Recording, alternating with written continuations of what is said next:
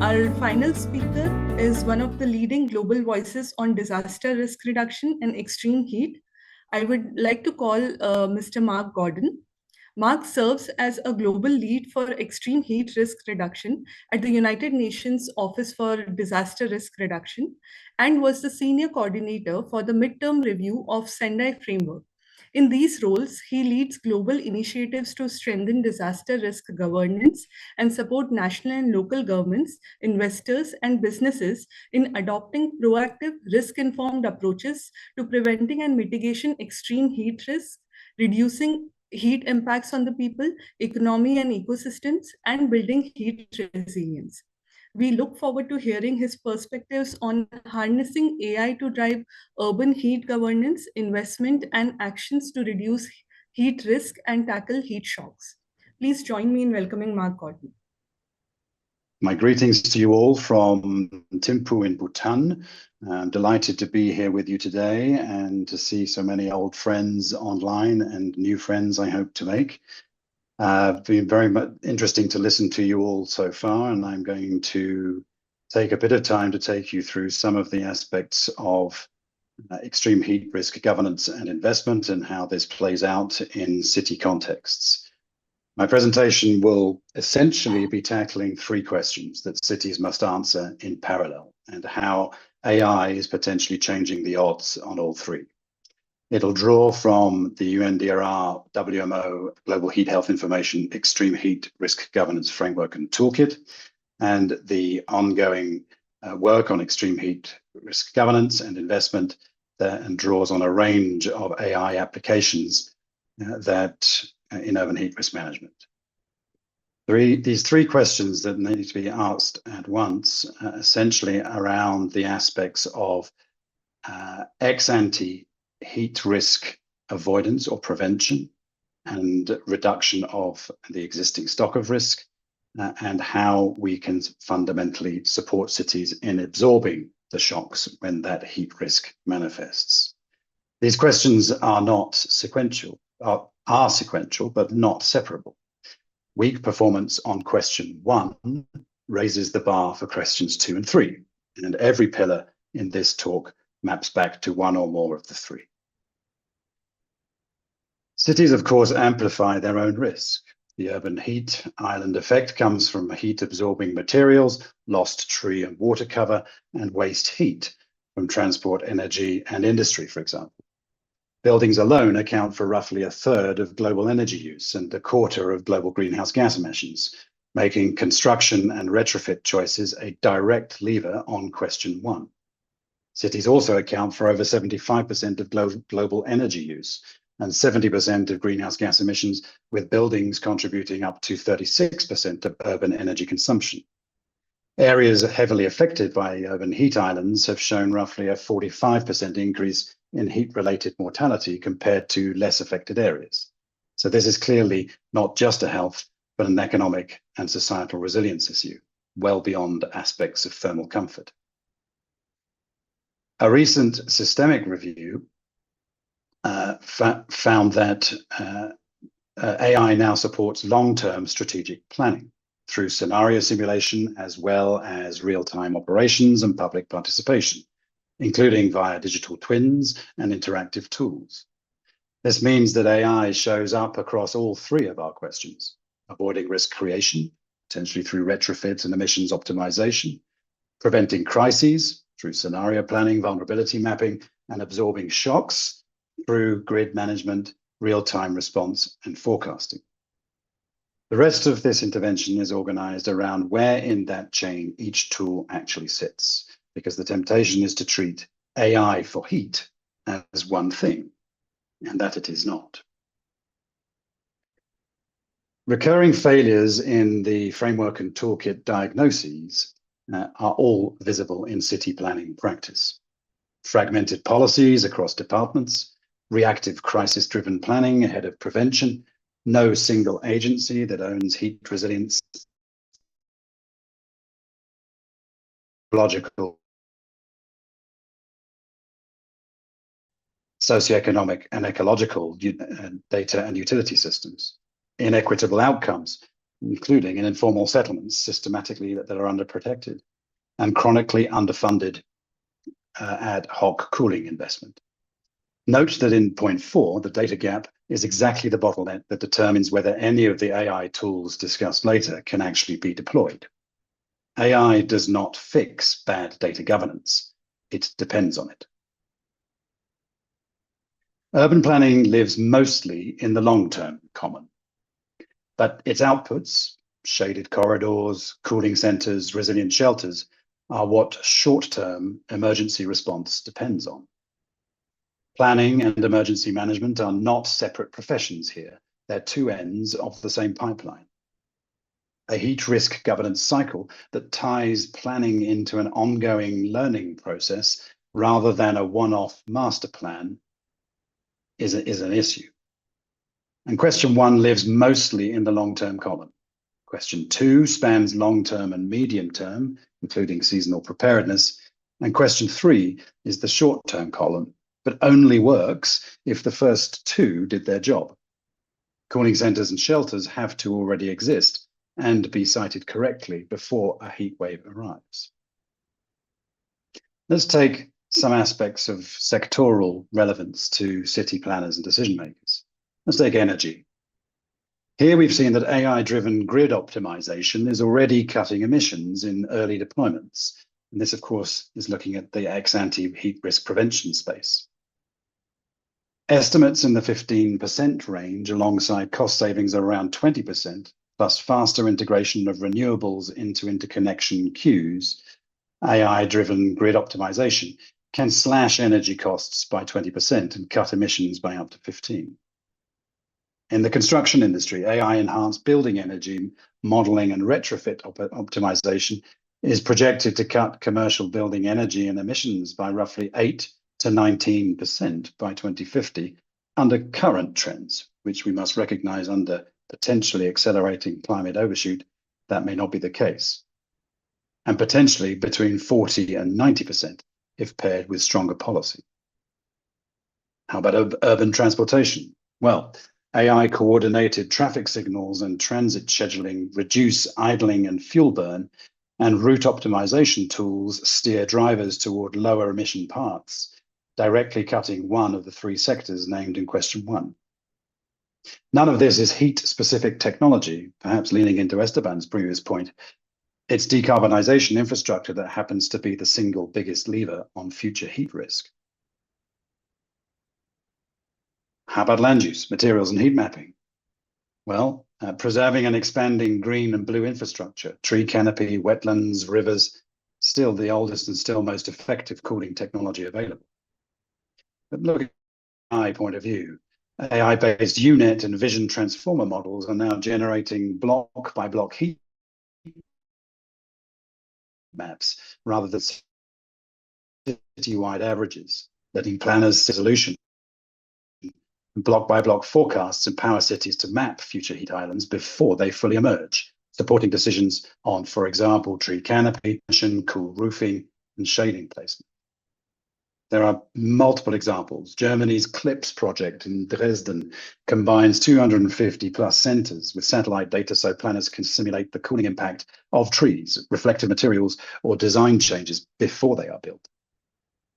And a foundation model GeoAI approaches are now coupling continuous heat mapping directly with health risk layers, closing the gap between where it's hot and where it's dangerous, coupling foundation model inference with geospatial vulnerability frameworks, demonstrating how AI links climate analytics to health risk assessment. And of course, reflective heat resistant materials and retrofits of the existing building stock remain essential. Most heat exposure sits in buildings are already standing, not future ones. This is where the governance cycle defined in the framework and toolkit comes in. I won't take you through this in incremental detail, but I'll just walk you through perhaps that second piece where we're looking at the aspects of how governance can play out in the demand, plan, act, and learn cycle. Of course, all of this underpinned by data and analytics upon which any AI support and amplification will depend. That will all lead us to heat action plans that need clear vulnerability mapping, defined institutional ownership, sustainable funding, and metrics-based evaluation. The 6 good practice elements in the framework and toolkit identified across 13 countries' case studies and informed by country expert and investor expert inputs over a 2-year exercise of developing it. And what is AI's role here? Well, scenario simulation could let planners pressure test, stress test a code change or a zoning decision against future climate projections before committing capital, rather than discovering the gap after a heat shock. This, of course, leads us all into the heat action planning process that will encompass mapping and engaging stakeholders and public, defining the heat risk, vulnerability assessment and risk mapping, coordination, prevention, mitigation, adaptation, and long-term planning, as well as integration, of course, preparedness and early warning, and into response and ultimately the implementation.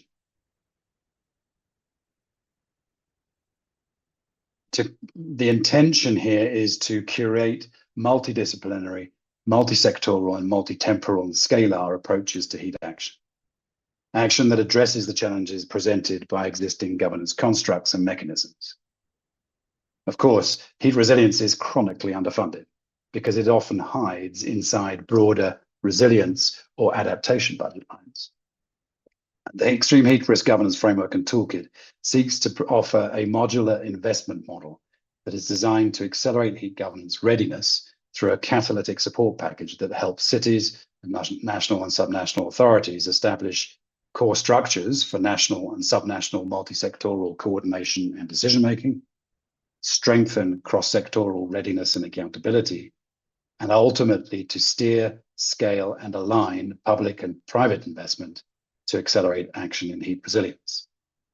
And AI-assisted measurement and verification is starting to make business cases more bankable by quantifying realistic interventions, including in, for example, energy and emissions savings or transportation renovations before investment rather than after. The approach seeks to catalyze efforts in policy, investment, and action across sectors, domains, and scales to prevent and reduce harm caused by extreme heat to the billions at home and in the workplace, the trillions lost in economic activity, and the breakdown of infrastructure, services, and ultimately the ecosystems upon which we depend. So to the third question, how about absorbing the shock and planning for that emergency? Cooling centers, shaded corridors, and shelters sited using the same vulnerability maps used for long-term flat planning, not improvised mid-heat wave.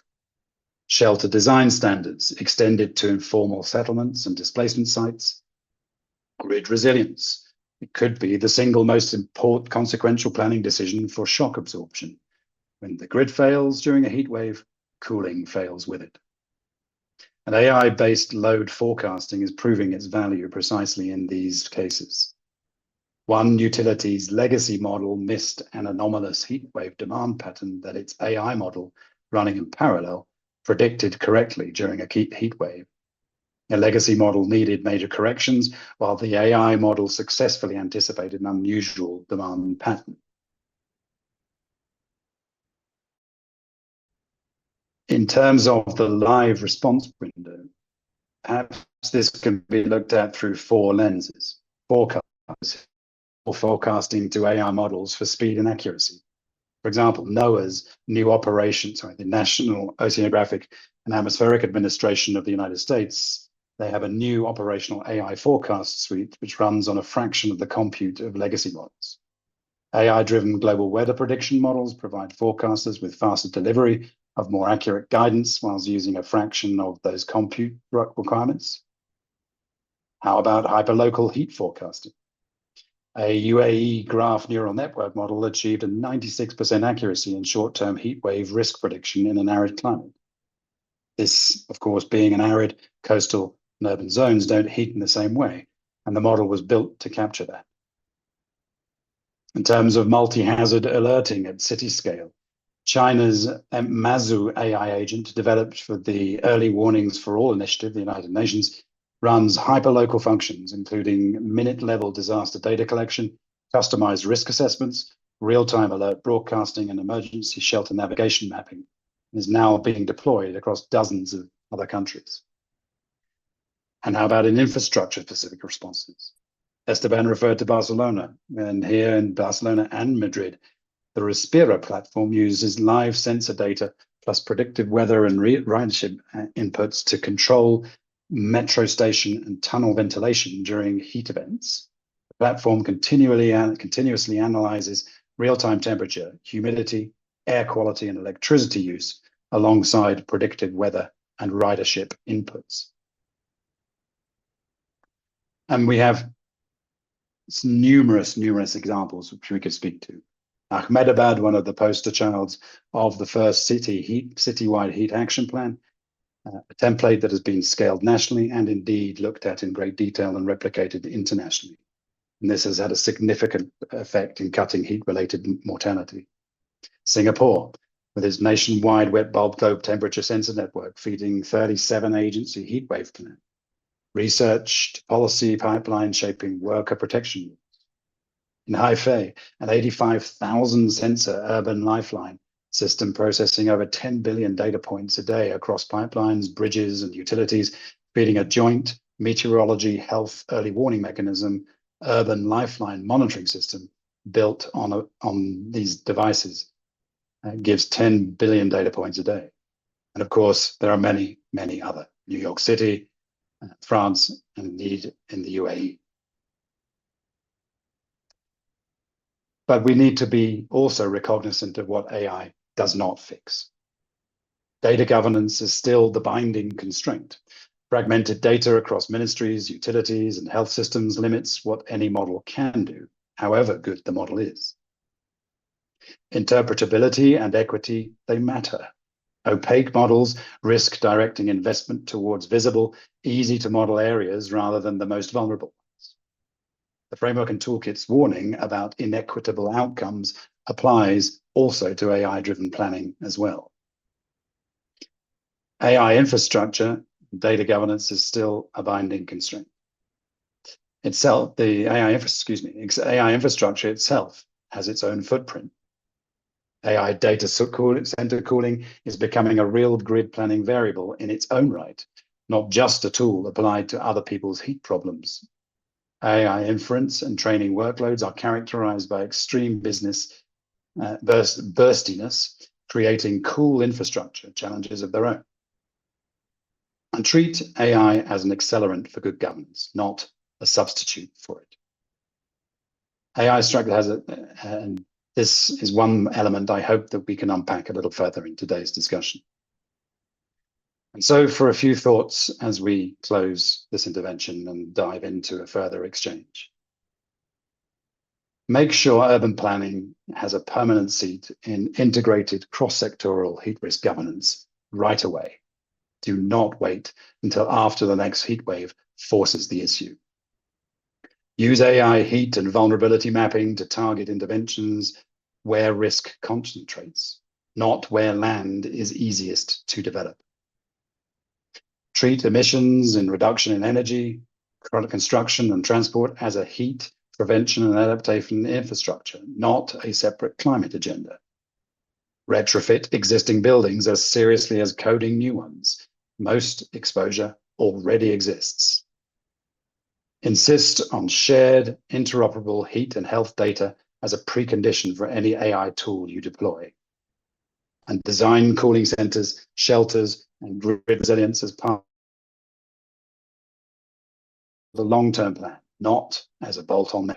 And run the framework and toolkit's 5-dimension institutional maturity self-assessment against your own institutions before the next planning cycle, and ideally before the next heat season. And so I'll leave you with these last remarks that hopefully crystallize the mind and encourage us into more acute action. We are currently experiencing the coolest heat waves of the rest of our lives. And the cities that get through the next decade of extreme heat won't be the ones with the best AI-powered emergency response alone.